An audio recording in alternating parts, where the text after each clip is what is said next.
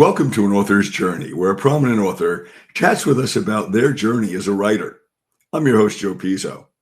Our featured guest today is author Alysa Wishingrad.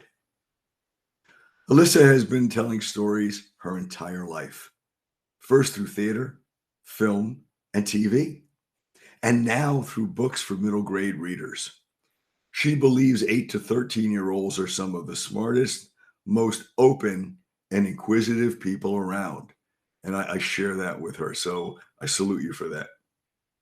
She's dedicated to writing stories that help them to question their world, to question their place in it, and to hold on to the magic and power of inquiry as they grow up. Alyssa's favorite stories are those that not only meld the historical with the fantastic, but also find ways to illuminate those things that divide as well as unite every one of us. When she's not writing, she's probably out walking her two very demanding rescue dogs. Or maybe she might be trying to figure out what to make for dinner for her family. However, if the winds of good fortune are blowing in her direction, then she's probably out at the theater getting lost in a wonderful story. The Verdigris Pawn, her debut novel, is out now from HarperCollins. Her next upper middle grades novel, Between Monsters and Marvels, it's a great title, will be out in the fall of 2023, also from HarperCollins. You can reach out to Alysa on her website at alysawishingrad.com. Her Twitter handle is at agwishingrad. On Instagram, she can be contacted at Alysa Wishingrad Writes, Writes. Welcome to An Author's Journey, Alysa. It's great having you here with us. Thank you so much for having me, Joseph. I am so very pleased to be here with you today. Alysa, the fact that your stories meld the historical with the fantastic reminds me of a quote by author Lloyd Alexander. This fantasy author states that, quote, "Fantasy is hardly an escape from reality. It's a way of understanding it," unquote. Do you find that you share the same perception that fantasy provides a way to understand reality? Oh, absolutely. And first, I just have to say that Lloyd Alexander has been a great inspiration to me since I was a young reader. And the way that he tells stories, his way of telling stories, has really informed my own writing. So I love that we're starting with talking about a quote from the great Lloyd Alexander. Yeah, absolutely. I think in a lot of ways that looking at the world through a mirror reflection can be so much more informative and easier to look at than if you look straight out the window at it. It allows us to take a couple of steps back. Fantasy allows us to take a couple of steps back from the realities of our lives and look at the problems that we all face through.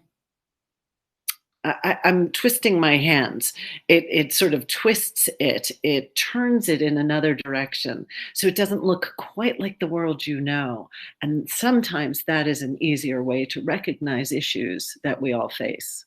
Now, we've just come through a terrible 2 years or so with battling the pandemic, COVID-19. Do you think that maybe fantasy could be one of the ways that we can deal with those issues and maybe find some comfort or some escape? Well, I think fantasy can absolutely provide us with an escape, but I do think that some of the best fantasy, while it provides us, we think that we're escaping, we're actually really digging much deeper into again, these very real issues that we face. Um, I think I remember hearing during the height of the pandemic that people were actually watching in droves movies about pandemics and movies about giant disasters, which I thought was really fascinating. But again, it's that same kind of thing. It's easier to look at a fantastical version of a pandemic or of a disaster than the reality that's happening around us. But it informs us and it gives us clues, maybe how to deal with it, but also it always lets us know that because, like the best stories, there is always hope and that there's a way through. And I think that that's something else that fantasy really provides us. So is that something that seems to drive your writing, the hope and the way through some of the situations we're into? Absolutely.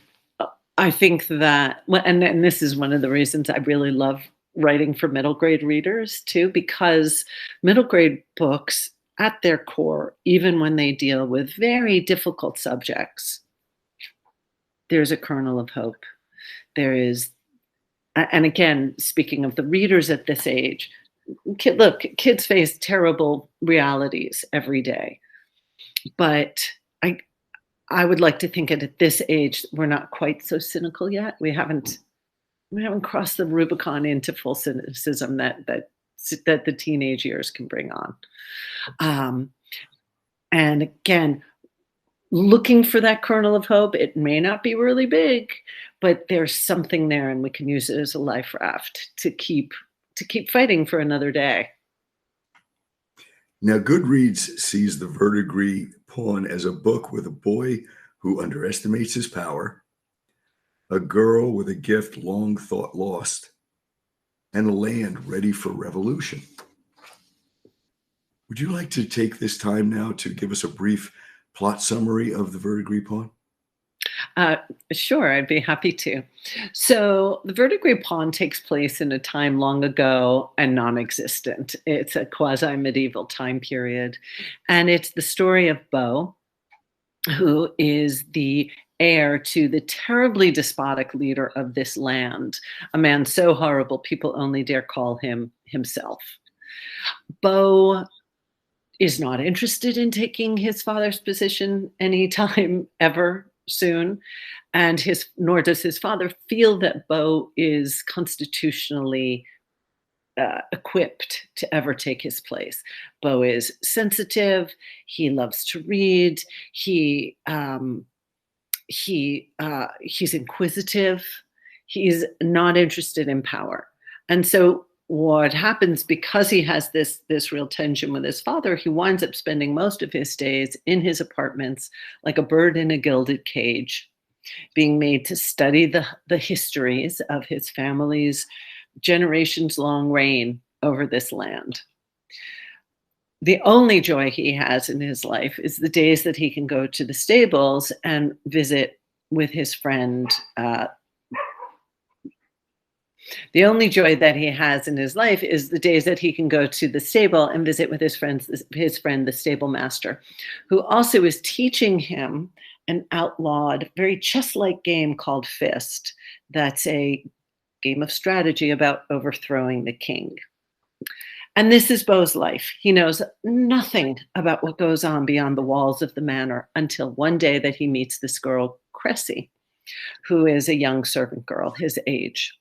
And she opens his eyes up to the awful and terrible realities of what goes on in the land and in Beau's name.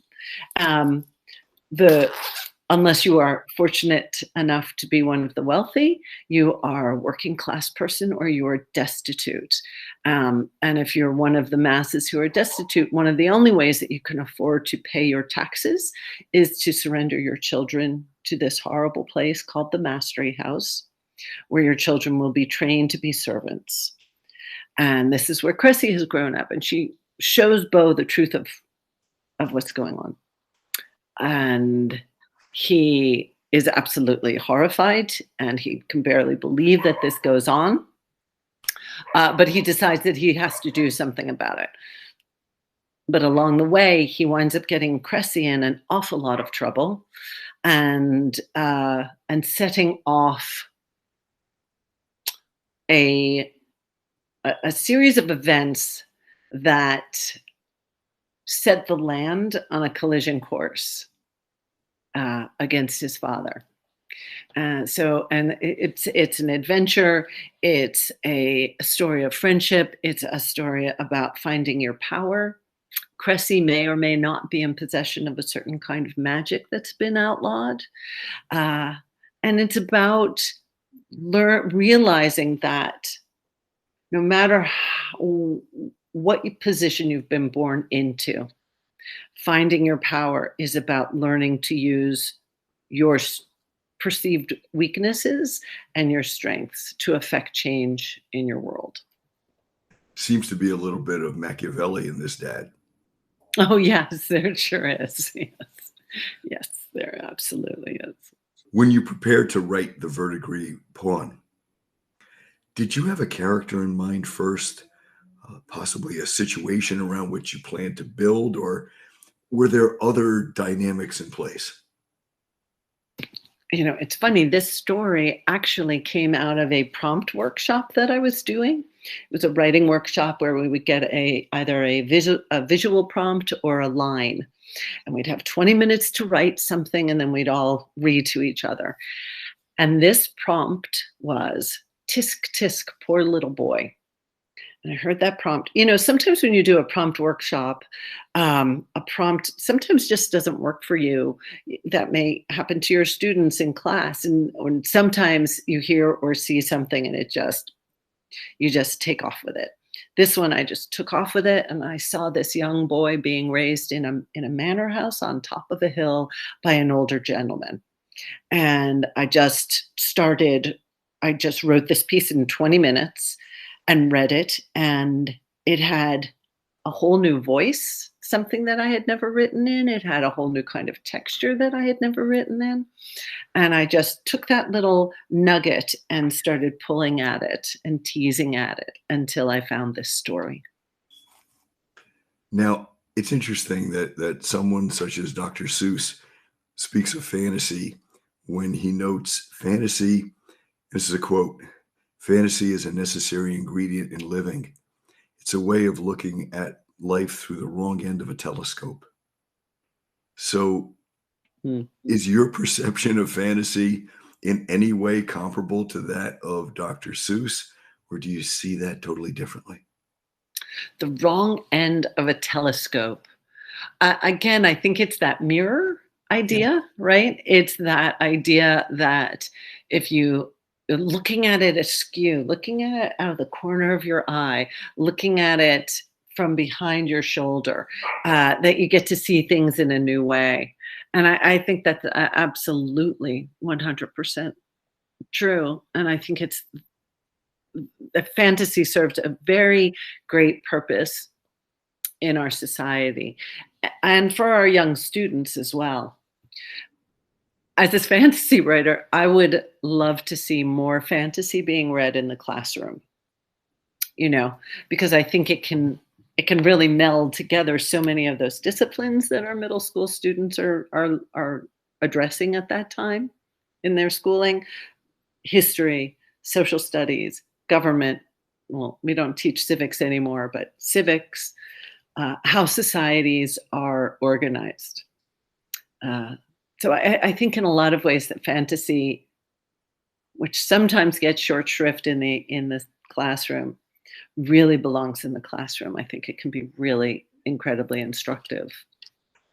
Many people think of fantasy as escape, and it sounds as if you and Dr. Seuss and others are looking at this not necessarily as escape, but as a way to get more in touch with the reality that's there around you and to understand it at a deeper level. Is that an accurate perception? Absolutely, and I appreciate the sentence, "You and Dr. Seuss," but no, absolutely, 100%. I think that there's realistic fiction obviously serves such an amazing um, purpose for young readers.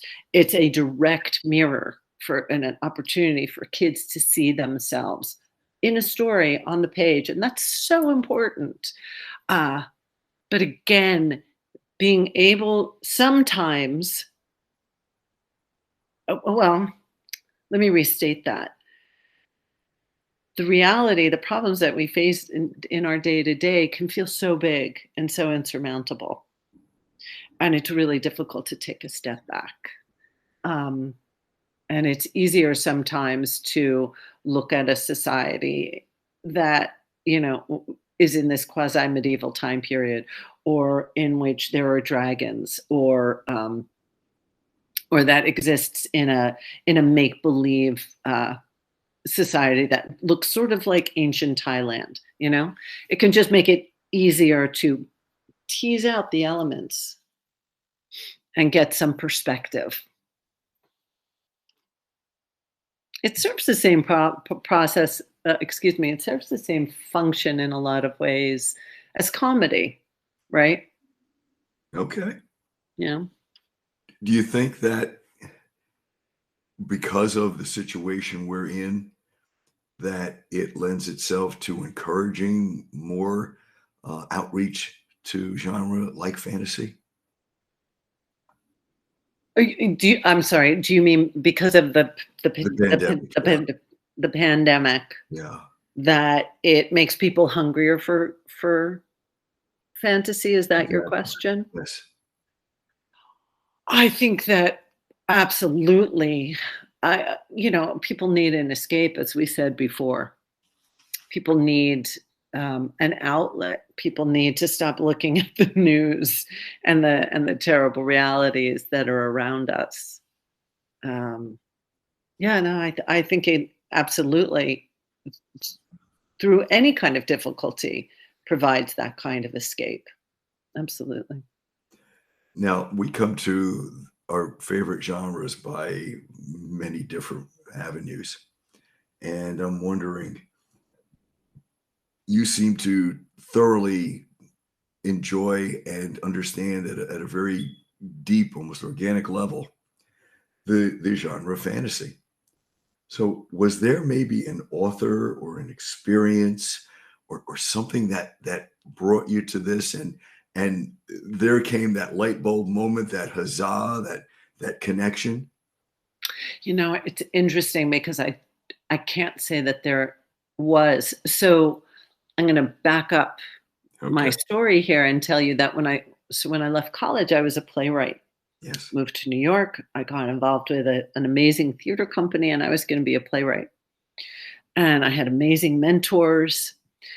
But at that time, writing is really hard and it's really lonely.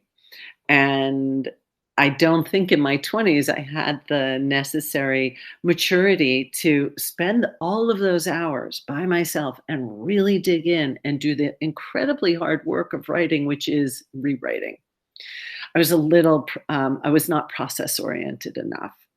And so another career came along. I sort of jumped on that, thought I could run away from writing. Did that for about 15 years, but I couldn't run away from writing. But by the time I came back, I didn't want to write plays anymore. And I had kids of my own. And I, it just is where it drew my imagination. It's the plays that I wrote always had a fantastical element to them. They had an ethereal, not an ethereal, an otherworldly element to them. I think it's just where my imagination lies. And I'm sure it has everything to do with the books that I grew up on. Uh, but I love the kind of fantasy that I love to read and that I write feels rooted in the real world with these magical, fantastical kind of elements infused into a world that we can recognize. It seems that you have stayed connected to that whole idea of fantasy that began with its roots back in your more theater-oriented days, but Mm, it's carried through into almost a different iteration that you're pursuing right now. yeah. I'd like to ask you, when you sit down to begin a book, is there one set process that you follow? Does that process change along the way? Uh, And how frustrating is it? Because you know there are folks listening to this who are trying the same thing, and sometimes it's working and sometimes it's not. Yeah. And look, I mean, you know, oh man, writing is it's so silly. My writer friends and I will text each other every once in a while and say, "Writing is hard." And but it and it sounds so silly and it sounds so simple, and it's such a deep truth, because there are those days where it flows and you're making these connections and you're following these threads and they're knitting together beautifully. Those are great days. But there's a lot more days sometimes where you're really fighting and struggling to figure out this story. So I'm going to jump back. Sure. I usually start with a situation that has come to my mind, and it's usually coupled with a character who will obviously evolve. Um, as a little teaser, I will tell you the first line of this next book that will come out is uh, has been with me, I think, from the beginning. And the line is, Dare Coates was an awful girl. Everyone on Barrows Bay said so. And it goes on from there. Um, That'll catch attention. yeah. So that was the moment that I found that this girl. I knew where I wanted her to be in time and in space, and I knew what I wanted her problem to be. Um, Other books come to me in ah, it always. I think I'm prepared to say it starts with the germ of an idea. So, like with Verdigris Pawn, it was tisk tisk, poor little boy. What does that look like? What does that even mean? Dare Coates is an awful girl. Why is she awful? Why does everybody say so? What is her problem?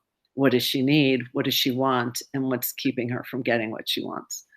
Um, I have another book that's percolating in the back of my mind.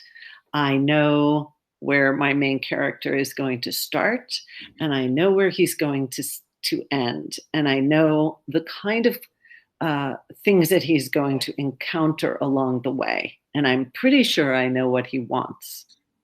But the problem is then is figuring out what is the magic system? What's the magical element here? Um, who's with him? Exactly who is he? So to answer your question, what I always do is I start with pen and paper, pencil and paper. I am a big pad person. I usually go through about 3 pads, spiral bound notebooks per book. That's what I'm averaging. And I sit down and I just talk to myself. And I try and think about who this person is and what do they want and what's in their way. Eventually, once I have enough of my ideas intact, I will sit down, I'll go to the computer, and I will tell myself the story of the story. So there's no prose here. It's more evolved than Once Upon a Time. And that's a way for me to start thinking and making plot connections. And that's a really fun process because that's where I start dropping little pins.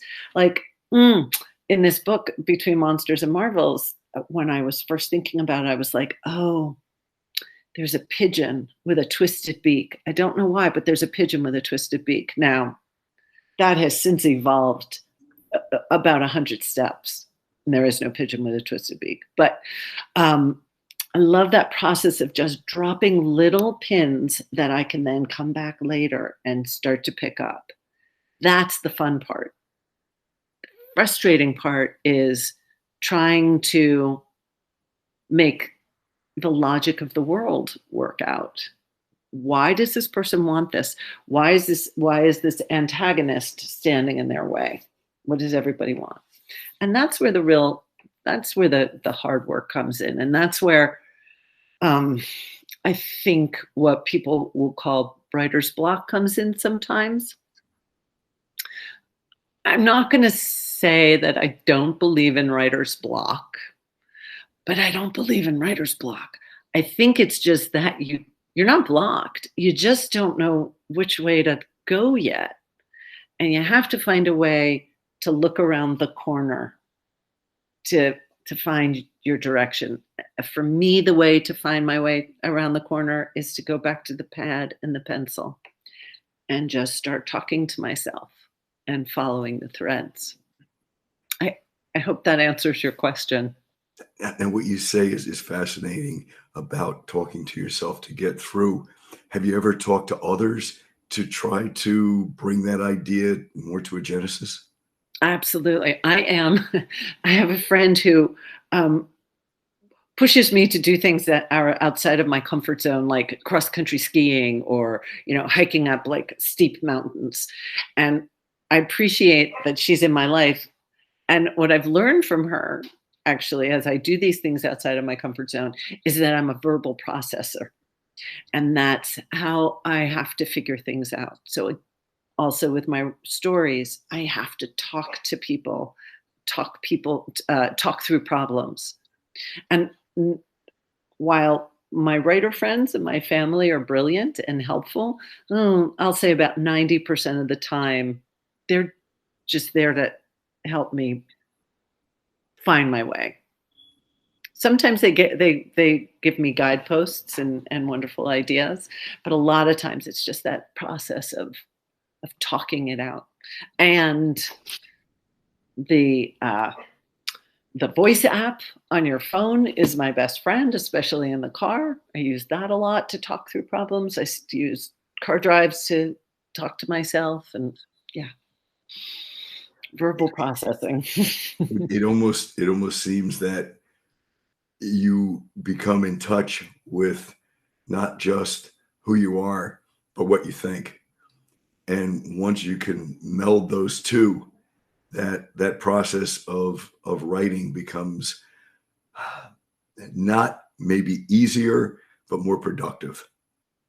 Yeah, sometimes being productive means reading a book, walking away, going for a walk, taking a couple of days off, letting things stew. What I'm learning about myself is that um, I will let projects percolate in the back of my mind for a very long time, until I'm ready to get them going. So while I'm working on one project, I'm incubating something else. How do you deal with that? Is it frustrating at times? Are you anticipating, so you're excited? What runs through your mind when that's going on?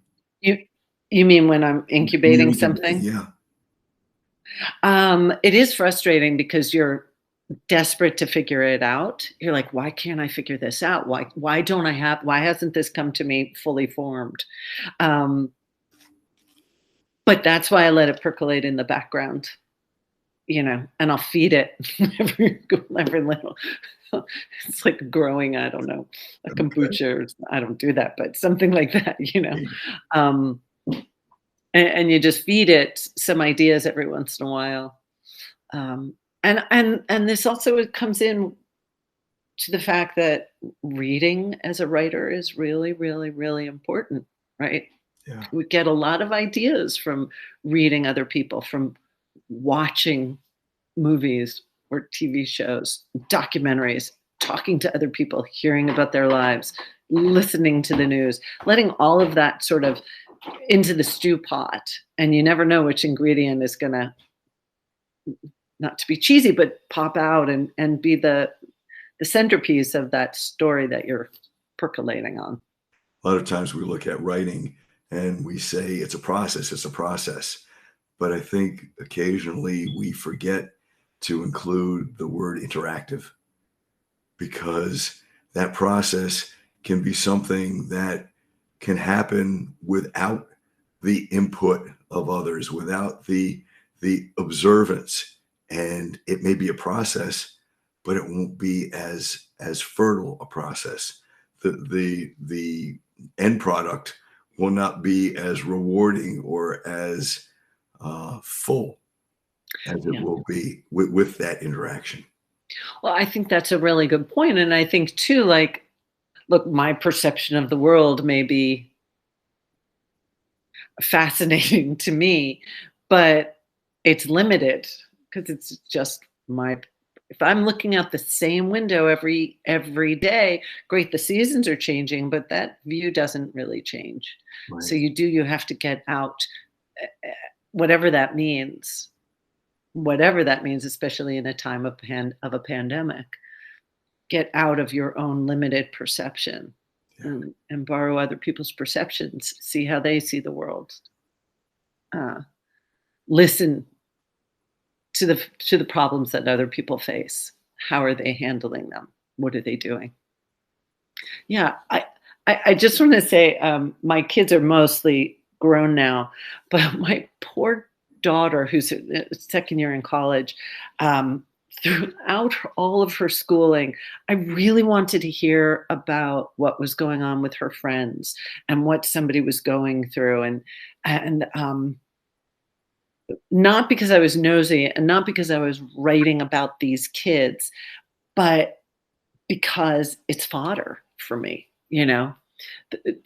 day-to-day drama, looking at her friends as characters. Again, I don't write them, but trying to distill and understand, why does that one girl behave the way she behaves, right? Yeah. What So you say holds a lot of veracity. Uh, I interviewed Barbara D a few months ago, and I love Barbara. She's a wonderful lady. she's brilliant. Yeah. And I remember her saying that she goes out to middle schools and she observes. She doesn't necessarily, as you say, write those characters, but she sees the behaviors. She sees the actions. She sees the reactions. She looks at the gestalt. There's the inevitability, but there's Yeah, also the subtlety. yeah, exactly. Yeah, exactly. And what has always fascinated me is, again, we can use my daughter's friends as an example.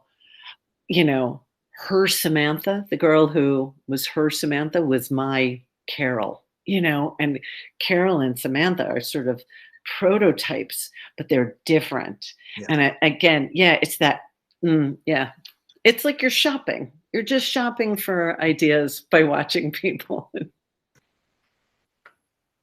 Now I know that authors are very much into what they're writing, and you have to stay focused. But there are those times when you're not writing as well, I'm sure. So when those happen, who are the authors that you're reading? My favorite authors are, again, middle grade authors who are writing these rich fantasies with worlds that look familiar but have fantastical elements. So writers like Kelly Barnhill, Jonathan Auxier, Adam Gidwitz, Anne Ursu, Heather Kasner, Rebecca Ansari. This is my happy place to read. Uh, but I've been very fortunate to make an awful lot of amazing author friends, especially through my debut year in 2021, which compelled me to read wider and into other genres that I don't usually read, into realistic contemporary fiction. And so I'm still reading more widely than my curmudgeonly soul would like to read. If you were not writing fantasy novels for that 8 to 13-year-old audience, what might you be doing instead? I might still be working in TV and film. I was a casting director. I would love to think maybe I would be writing TV for kids, but I find that writing novels is a lot more rewarding. It's a richer. It's a deeper experience. So I would like to think, because this is my second career, that there is nothing else I would be doing besides this. Then when you're writing the novels, are you thinking about, I wonder if this would be a good novel to adapt to TV or to the stage? Uh, I think adopting a novel to the stage is really tricky. I think that the worlds that I create are a little too big to ever be adapted to the stage. But of course, and because I come from TV film background, and that's my training, um, I think cinematically. I think in scenes. So I would love to see one of my books, adapted into a Netflix series or a movie. Um, but again, that's how I think. That's how I see it. You know, unrolling. Would it be more of a mini series because of all the layers? Well, I think realistically, I think that's where we're going anyway. I think that that's w- w- where our entertainment is going, and especially in kids uh, adaptations of kids' books. They're not the big screen movies tend to be more animated at this point, right? Right. Or the big adaptations like Amari uh, and the Night Brothers. I Right. think that will be live action, but yeah. Our listeners, I know, have dreams of writing, and some have dreams of writing fantasy stories. What advice would you give them? Read, read, read, and write, write, write. And but when I say write, write, write, I don't mean that you have to sit down and write a story.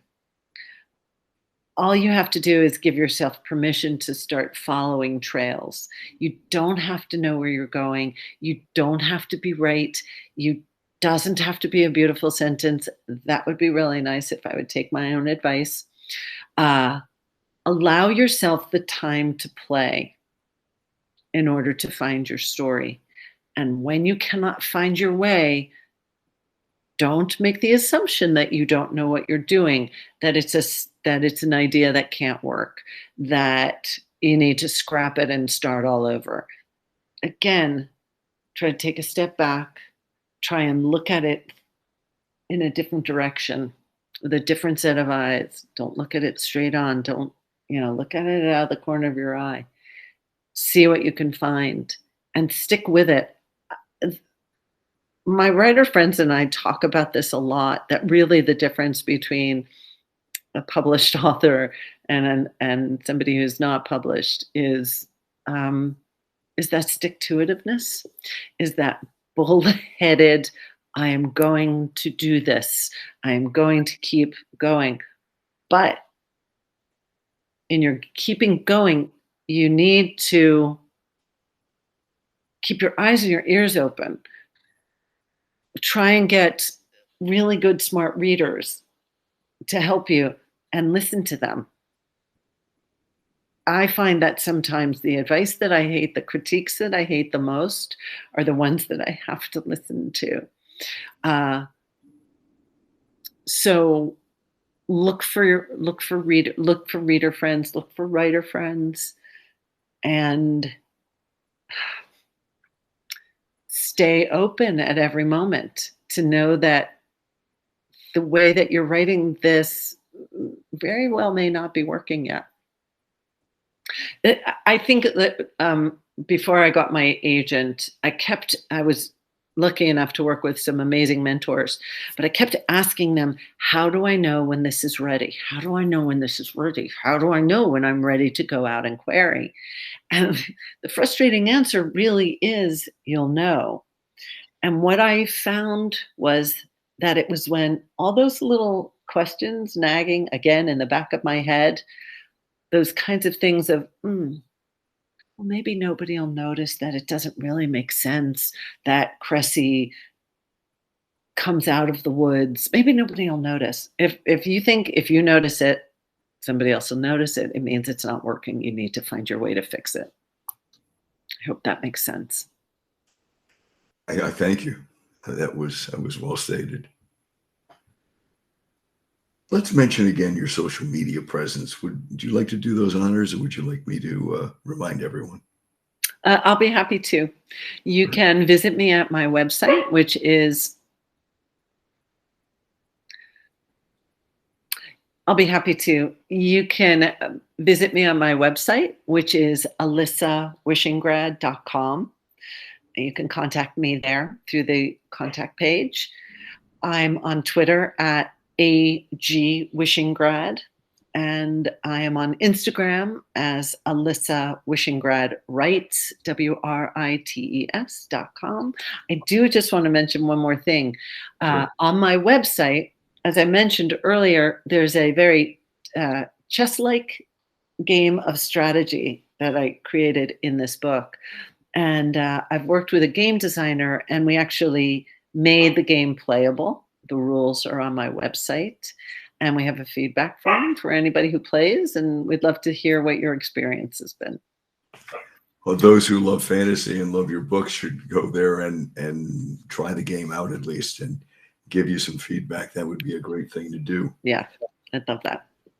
Alysa, would you like to share any final thoughts with our listeners before we come to a close? I would like to thank you for having me. I really appreciate this time to chat with you about writing and about fantasy and about middle grade readers. And I would just say to everyone, to our students and to people out there who are writing, that there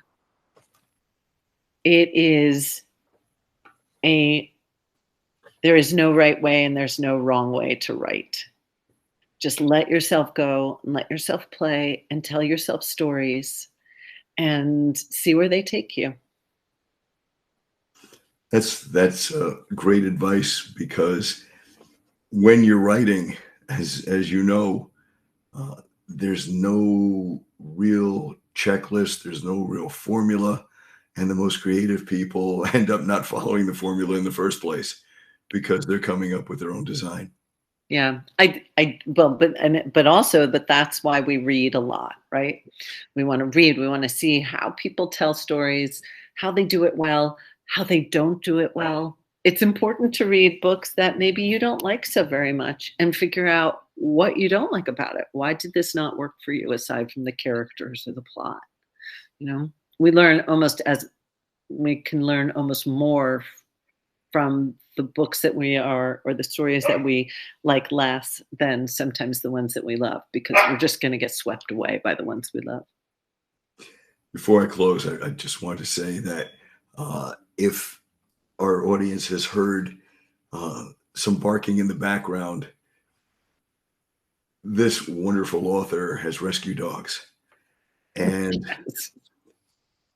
it's a marvelous thing to bring rescue dogs into a home. So they are more than welcome to bark on our show anytime. Sorry about that. For as much These as they'd like two, to. yeah, and these two rescue dogs actually came over from Egypt, which is a whole other story. But yeah, one of them likes to bark, and I apologize for her. That's perfectly okay. Alysa Wishingrad, thank you so much for taking an author's journey with us today. We wish you much success and joy in your career as you move forward throughout the literary world. And I know that your readers are going to be rewarded every time they read one of your books. Thank you so very much for having me, Joe. It's been my pleasure to chat with you. Thank you. You're quite welcome. Well, that concludes our journey for this day. Be sure to join me again for more conversations with more authors of interest. For an author's journey, I'm your host, Joe Pizzo. Have a wonderful day.